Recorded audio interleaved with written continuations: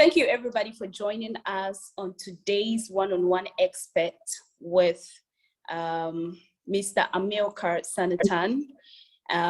We are recording this video to commemorate the International Day for the Elimination of Racial Discrimination 2022. And today we are going to be looking at the racial issues faced by African migrants, specifically students. And before we go into the issues, I would like to introduce our special guest, who is in the person of Mr. Amílcar Sanatan, as I mentioned earlier. I'm going to read something brief about him so that you get to know who he is before we go into a conversation.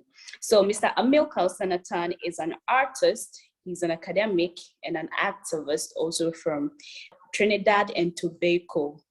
He co-created spaces for youth and student leadership in the Caribbean and the Americas, particularly in the areas of education and social justice, literary and performance arts, and political empowerment.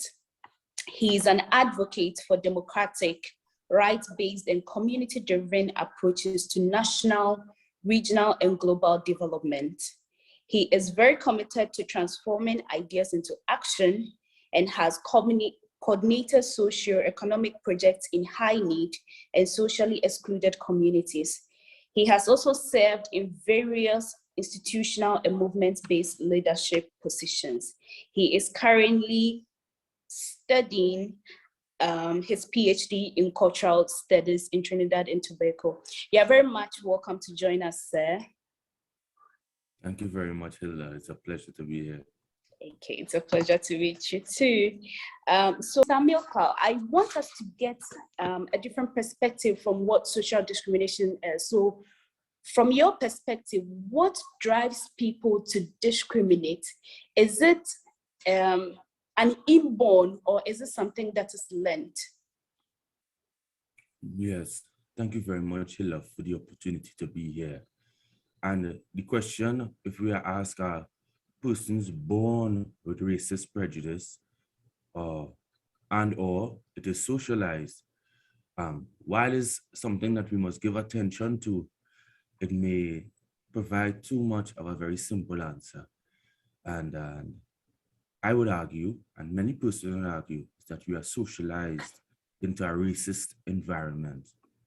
Because there are ideologies that exist, belief systems, ideas about the way human beings are categorized in an order of importance, A hierarchy of bodies, a hierarchy of skin tones and complexion, a hierarchy of human value and dignity, and that is at the ideological level. But the ideologies do not just exist between you and I, between peers, among social groups. In fact, they are reinforced by social institutions in our society. They are reinforced in the economy, reinforced by the laws that exist around the policing of people, about the legal registration, the rendering or making visible a formal citizen, and the treatment of people who are seen or categorized as non-citizens, even on arbitrary terms. This is how racism has a life form in our social reality. Race is not real, but it is a social fact.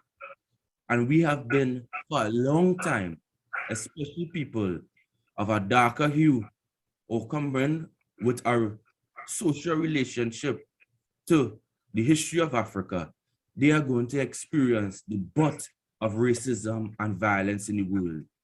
And just to be quick about this, to some of our listeners, being Black in our society is a real challenge. There's no immigration office in the world, including those in the Caribbean and in Africa, where they are more excited to see somebody who looks like us, where you get a quicker pass to enter a country, even in the countries where you think you govern and have economic and some economic power and political power. The cost of everyday life for an African person and a Black person, it's a little bit more difficult. They will be genuflect to move around the world because there's so much risk to our bodies. So racism is not just an attitude we should learn to weed out from individuals while they are children, while we teach inclusion and diversity at young ages, or even formally in the education system, but rather it is a system of beliefs that are practiced, reified, and institutionalized through the systems that we value around learning, the economy, law, and so on. Thank you very much.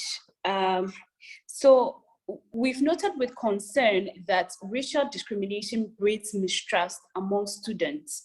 So we want to know how, as young people and the community at large, we can overcome this sense of mistrust that is implanted in our minds as a result of this racial discrimination.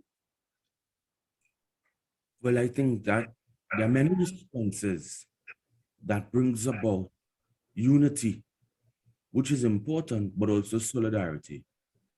And the first one must be justice. Justice, what Amílcar in Guinea-Bissau was talking about, the Africanization of our consciousness, that when we read literature, it should represent our reality. When we think about solutions to our social and economic problems, it must be rooted in African reality. That is no different for Caribbean people or people in the Americas thinking about the situations and understanding that the textbooks which are published in Euro-American centers by Euro-American authors may not, they might provide useful tools, but may not speak to our reality in a particular way. And that means there are certain things which people might, in a very condescending way, talk about as sensitivities, but this is actually our reality. And how do we develop our situation as cases that are now in conversation with our global context? So we need to be invested on using our imagination, knowledge, approaches to development to solve our problems while we build the confidence of our people to lead those solutions to it. On a group level, how a campus community might do it where the young people are or students are. They must really invest in intercultural communication and exchange. Because we are African people and descendants of Africans, we are not more human than others. But I have to teach, promote African and the descendants of Africans' history and culture for you to respect me as a human being. That is one of the important foundations for us to develop as humanity, where we understand, because if you don't respect my history, if you don't respect my struggle, if you don't understand how oppression has a cost on everyday life, then you don't respect me. And in fact, people like to embrace the idea of inclusion and diversity, but only on the terms when it doesn't contend with difficult histories. And universities with movements such as Rhodes Must Fall and the broader youth and student movement for decolonizing institutions have made some universities feel uncomfortable because they have to contend with a racist history and legacy, which help produce the status of the institution, but in a complex matrix of subordination and oppression. But where we must think very seriously about the idea of African students and African descended students, in some colonies, less than 100 people were educated at the university level by the time of independence. In some countries, less than 20 persons were educated at the time of independence. Colonial government had no intention of building an educated cadre to promote homegrown development in their colonies. We always serve the interests of imperial lands. And in an environment today where our universities may not be serving the interests of a colonial master explicitly, the ideas of global competitiveness and being international oftentimes comes at the cost of homegrown development, of indigenous leadership, and of supporting ideas and thought and investing in our institutions to lead research and development projects. So it's a type of complex matrix about the actors and about responsibility, understanding people and who they are, respecting who they are by trying to understand their histories and their culture, and then a broader political economy. When we think about education, that we must see education not just as a vehicle for individual social mobility, but has the transformative potential to expand and empower our consciousness and therefore our people to be leaders of our destiny. Or as Jacques Roumain would have said in Haiti, gouverneur de la race, to be masters of the do. Okay, great. Thank you very much. So I would want to take you back a little bit about discrimination on our earlier question on your perspective of why people discriminate. So you made mention that Africans going to consulates for going through their immigration services and all of that. Are Africans the only people who are discriminated against? Or if they are, is there any special reason as to why Africans are the majority group who are discriminated against? Yeah. African people are never the only people who have been discriminated against. And that is why solidarity is important, because all suffering is real. People are discriminated for many reasons, intra-regionally. Also, we have majority groups in Trinidad and Tobago. The two majority groups are Indo-Trinbagonians and we have Afro-Trinbagonians, or people may refer to as East Indian or South Asian in other contexts. And they experience racism as well. And in fact, in some societies, they put an order about which one is more important at the time and create a kind of oppression Olympics about who more oppressed, who less oppressed, and who middle oppressed. And we may even be invested in that type of politics. So African people are not the only people that experience racism. Asian people experience it. People from Latin America experience it. African Americans experience forms of racism. So we need solidarity to ensure all people are there. And it's not just for racial discrimination, about the gender discrimination, which sometimes intersects with many different ethnic groups. That is the important work we must lead. But what we must never forget is that there's an ideology that is anti-Black throughout the world, that orders groups. And the proximity to Blackness makes us more vulnerable in our societies. And racism has many cousins. One of them is colorism. And that has a lot of significance in post-colonial development. What I say is a type of the movie 50 Shades of Grey. Well, we have 50 Shades of Brown. And then the closer our proximity to whiteness, which is our departure from Blackness, there's social value and merit given to that, or positive social attributes given to people of that complexion. So the issues are always complex, and we should never be reductive. But we always focus on anti-Black racism, which fundamentally oppresses African people and African-descended people. And we look at the types of solidarity we must have to ethnic groups throughout who are ordered in a racist system and given less status, dignity, and resources, which is very important. And that is why we must learn from each other's struggle with the people in Asia, Latin America, the Caribbean, as well as Europe and United States and Canada. We have to learn from the people around the world to have solidarity.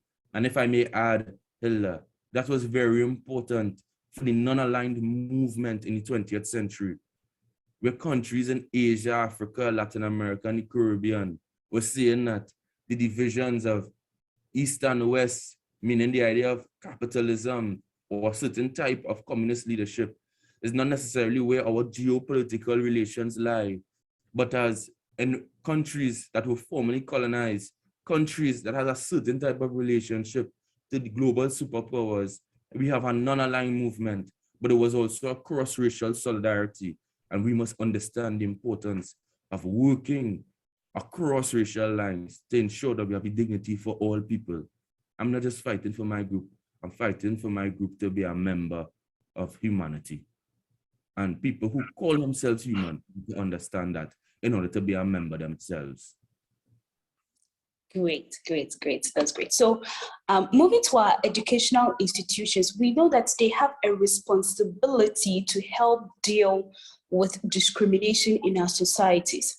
And they also have a responsibility to teach students how to cope with discrimination whenever it occurs, with the uncertainty and the tensions they generate by interethnic relationships.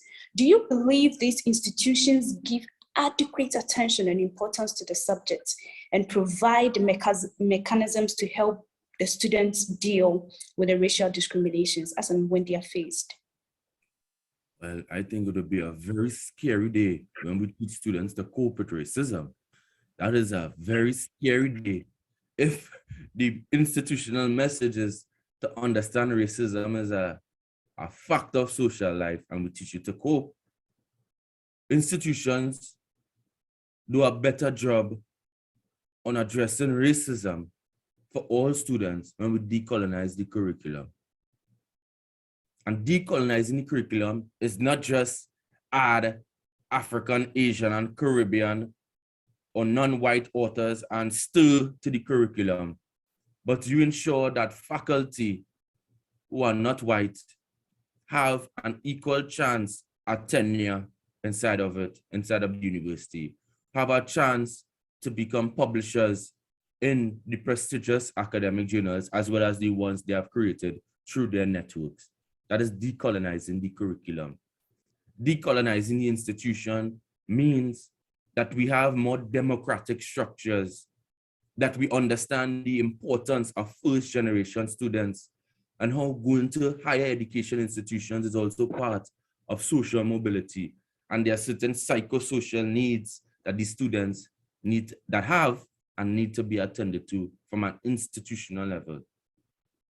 A transformative place that is against racism understands that international students means that person may be subject to all kinds of violence on their way to education, on their way to procuring an accommodation to fulfill their educational needs. These are the issues that a progressive education system, a transformative education institution begins to do. But I would like to speak to our student leaders that when we think about anti-racism or challenging racial discrimination, it's not about changing your profile picture on Facebook, Twitter, and Instagram. That's part of it for solidarity and expression. Our next part is to ensuring that in all our politics, we listen, not just say the right words, but we listen to the needs of our student populations, the migrant student populations, what people say international students, but also those and what are their social experiences on campus. And even in the student movement, how we ensure people of African descent play a very important role, not tokenistically, in the global student leadership. And that has a little bit more work to do. So we have a lot of homework as a student movement to ensure that our voices are represented, and not to be smart about it. We have the optics, and to ensure one of our esteemed colleagues from ASU are the speakers, but to ensure that we really have a special place for the advocacy and the movement of racial justice in all our work, and make it permeate through all our frameworks, our gendered frameworks, our climate justice frameworks, our student governance approach, our ideas of professional development, and our ideas of educational needs and development. That is the way racial justice must take up a special place. It's not a separate topic, a day for us to commemorate. These are real lives of people we are talking about, where you have to mainstream that work. Okay, thank you very much. So I'd like to ask, what are some of the effects racial discrimination has on students? And in your opinion, how well do you believe students cope with racial discrimination? Well, first of all, racial discrimination impacts self-efficacy, the ability of a student to feel comfortable in a learning environment and perform at their fullest potential. That is one of the first things. You are hindering their academic success through racial discrimination by the university or in the society. Because the university may not always be the perpetrator, but what they may not be doing is giving relief to the students and their experiences in that society. Another aspect is racism or racial discrimination adversely impacts the economic opportunities of that person, because now they have less spaces to do work and less sectors in which that they feel that they could apply their skill sets. So they have to negotiate a racist system which may hire them requiring more qualifications so they're still longer in school, or have to work on the job market more before they leverage it in another job. This is the way racism is a very serious problem. It stops promotions. It makes you work twice as hard. And I don't know if students cope. I don't know if students cope with racism. We have to manage our negotiations with racist institutions. But the idea that we cannot change this, but we must survive it. That when we get a place to rent, we have to call our friends because this person who does not seem to express racial prejudice up front becomes a special place for all our peers. And for years, you know, refer this property to generations of students because you feel safer in this environment. This is the 21st century. And we are still having these negotiations as if we are not independent nations, as if we haven't fought struggles to show we are equal. It's very difficult. And not all students can make it coping. The type of psychosocial needs they end up having that attacks your self-esteem. I'm sorry to bring this up as an individual experience. Living in the Caribbean, going to university institutions where Afro and Indo students are normative and our professors look like that, while we have international professors. I took for granted some of the struggles international students experience in the global north. And for 1 week in Canada, I went to attend a conference and meet with some students there and form some networks with persons in the Caribbean diaspora. And the number of microaggressions and incidents of racial discrimination in 1 week, it humbled me to let me understand the way racism works. Whether it be when I came off the plane, I took a taxi to go to student accommodation, and the gentleman, I'll put it in those terms, at the front desk did not allow me to make a phone call to the person who was accommodating me. So this is a spring jacket in winter, and I don't have a phone call. I can't make a phone call to someone living in that same accommodation. Fortunately, there was another woman who asked me what was wrong and was very supportive. On the train, after an event at the university, or the metro, as they would call it, or the underground sector, another gentleman, to put it in those terms, when I took a seat, he jumped over to the next row, literally climbed over the seat because he didn't want me to sit down next to him. And I was minimizing my body the entire time, standing up, not to impose myself, not to make anyone feel at risk. I don't know how many rastas they saw today. So I was minimizing my body, making myself small. And when I said, you know, I had a long day, let me take a seat. When I took the seat, he jumped over the seat. Wow. And I felt very sad. I mean, interestingly, we had some comrades from Tanzania who saw it and were, verbally attacking him. Hello, that was racist. Leave him. This is a stupid man. And they're like, my brother, that is racism, And I was just like, hello, let me just go home in peace. I don't want any trouble. This is your country, let them do that. But I understand they were upset because there was another comrade from Africa. While I was in his flat, he was playing music from his homeland. He's a mature man, gently playing music. And then another woman renting in our building, all the campus police, because of noise pollution. And she said she couldn't do her work because she was hearing this disturbance from downstairs. And he was just playing music gently. His culture to our next colleague. But that African song is noise when you hear it. That reggae, soca, calypso song is noise when you hear it. That Fela Kuti, oh my God. That Bob Marley, oh no. Calypso Rose, why should we ever make that noise? I am here to learn. And these are the micro ways. And then to see campus police knock the door and then ask us to come outside because they heard of a disturbance happening downstairs. I was shocked. I was taken aback. And I was happy to be home after 1 week where I felt a little bit more safe. And my body is not under that type of attack. It is under attack in certain ways, but not the same. So when I see the struggles of our comrades and colleagues in Euro-American institutions, I say a little prayer for them, but I understand it's a big fight, a very big fight.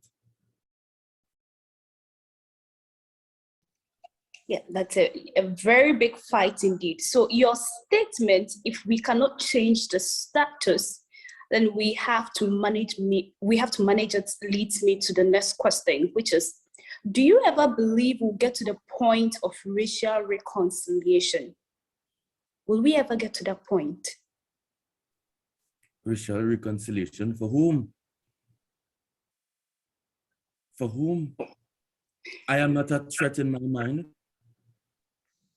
I was looking to buy fries.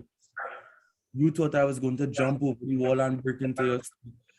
Racial reconciliation. Emancipation is important for the African as it is to the enslaver. Because they need to sleep better at night. You cannot keep perceiving a race as a threat. Emancipation, independence was an important movement, were important movements to our oppressors as much as it was to the oppressed. But as long as I exist as a criminal, uneducated and illiterate in your imagination, we will never have racial reconciliation.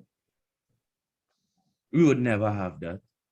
As long as it serves an economic and political strategy to ensure ethnic groups have conflict internally, of racial reconciliation, but I could be sure of this, that is not my problem. That is not my problem.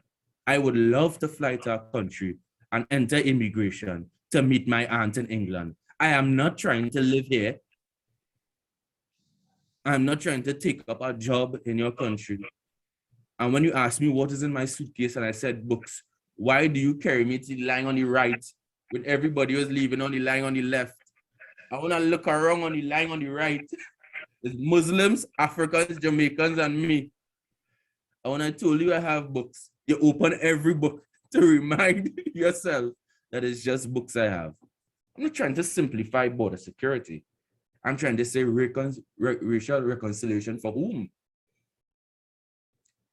It's the holders of the supremacist ideologies, the holders of the anti-Black ideology, the holders of racist ideologies that oppress Asian, African, Caribbean, Latin American people.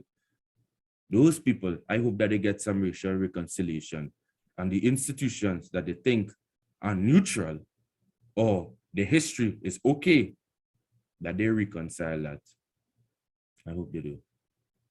Maybe you have a more sophisticated answer, Hilda. No, I don't. So, talking about borders, talking about boundaries. I mean, we've seen a lot come out. I mean, a lot of racial issues coming out of the recent Ukrainian-Russian war. We've seen how countries discriminate as to who to allow into their borders, into their boundaries, into their land. What do you think, or what do you think could be the uniting factor for all people across borders? How can we unite everybody into one space across borders? I mean, you don't have to allow me into your border because I am this or because I am that. How do we unite everybody across all borders? Well, specifically, and I have to say it, I categorically speak out against the aggression of any country into sovereign borders of others. And for those of us who have been colonized, we look at these events and, very seriously, that we have to respect the rights of people. So I'm against the invasion of Ukraine by Russia and those military attacks on the people. Understanding the complexity of the geopolitical situation and the varied interests people have. But sovereignty is a very real thing we must respect. And war is not a political tool that we must say we must choose. And what we are seeing with the experience of African students and Asian students in Ukraine is to show, even in conflict, well, you're less equal than you were in times of peace. That you are not even legible as an asylum seeker. In times of conflict, you will get on the bus last. And what is the institutional response to that? What, to treat them with the dignity as someone fleeing conflict? Yes, that they are asylum seekers, of course. But racism have a different function. It stops you from getting on the bus. That is all it does. There's no sophistication to it. We could do all the conventions on their rights and their mobility, lobby with our consulates to go and defend the students. That is important, but those are technical responses to how racism was organized. And thankfully, organizations like ASU were brave enough not to buy into a simplified or reductive narrative of what is happening in Ukraine, and to advocate and raise their voice on behalf of their fellow citizens and students abroad. Because that seems to be an extreme situation of what people go through all the time. Ghanaian students getting last on the bus in a conflict in Ukraine is last on the bus in a classroom in England, last on the bus in a promotion in Alabama, New York, and Florida for Black faculty. The experience of Asian students. Come on, what is some geopolitical punishment for India's vote at the Security Council or the statements of the Prime Minister? No, it's that if we are to save lives here, your international status, youth, and risk and vulnerability does not count. You will go last. And that is the type of the cost of everyday life when we experience racism. Thankfully, the world had to see it, and now we have to contend with it. And what is happening there right now will take many years to repair. Many years to repair. That has of non-white peoples, as they say, black and brown. That has scarred that. The world is watching, but we will get on the bus last, or wait for a bus that will never come. Okay, great. Thank you very much. So this still on the same Ukrainian issues, the racial issues in Ukraine. This has brought to light the realities of racial discrimination on the ground. I mean, I know the UN General Assembly has done so much to ensure that laws are abolished, and so much is put in to ensure that there is an elimination of racial discrimination amongst all race. And so I'm going to touch on one of the objectives of the UN General Assembly, which was proclaimed from 2015 to 2024 to be a decade for the people of African descent. And one of the specific objectives was that regional, international action and cooperation in relation to the full enjoyment of economic, social, cultural, civil and political rights by African descent, and their full and equal participation in all aspects of society. Now, looking at the real issues on the ground, what do we make of this objective? I mean, looking back through the years and looking at the current situation, looking at the issues on ground, has there been any progress at all with regards to those objectives? And most importantly, post-COVID and amidst war, has this objective been realized? Yes, well, what I would like to do is definitely celebrate the hard work that was led by activists, academics, and development workers, and even governments in their commitment on the Decade for People of African Descent. It brought together the global movement for racial justice. And who would have known that 2020 would happen with the Black Lives Matter, vis-a-vis George Floyd, COVID-19 pandemic, and racial injustice in Ukraine bringing it up. And unfortunately, we have people with the intellectual and political capacity to guide a global dialogue on racial justice through the UN system, but also to influence governments at this time. So I'm grateful for the UN system that was created, but I do not suffer the illusion created by the UN could sometimes bring immediate relief to our everyday life. And in fact, that is the work of our student governments, like some of the work you all have been doing already, to ensure that we have representation and we connect resources to people. But when we do higher level advocacy, that we could use these conventions to remind people of their commitments that they signed on to. So I'm happy it exists. We have our work to use it strategically, but we all know that a policy framework, especially at the global level, doesn't always translate to underground actions and relief. That is absolutely right. I agree with you. I mean, the policies does not always tackle what is actually on the ground, and for that's why we are thankful for student-led organizations, for instance, ASU Global Student Forum, and all the tremendous works that African students have been doing across the globe for its students. We see a lot of advocacy coming from ASU, reminding these institutions of their responsibilities towards ensuring that the policies they put in place is being adhered to and that results are being achieved at the end of the day. So thank you very much for that comment. At this point, I would like to take your concluding comment and a call to action. I don't know, that sounds too grand of a task for me to rise to. But regarding the call to action, the concluding comments, first of all, I want to thank you for the opportunity to have this cross-Atlantic dialogue about the global situation for African people, the people of African descent, and the broader movement for racial justice. Racial justice would include the indigenous people, include African people, African descended people. It would include Indians. It would include Chinese people, Japanese people. There's a big struggle in the world.